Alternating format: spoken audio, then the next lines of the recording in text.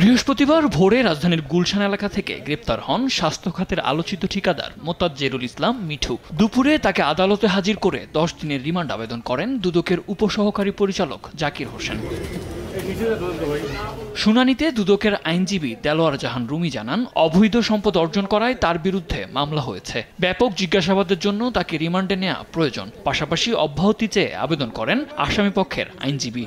এখানে তার স্পেসিফিক মামলা হয়েছে, সুনির্দিষ্ট মামলা।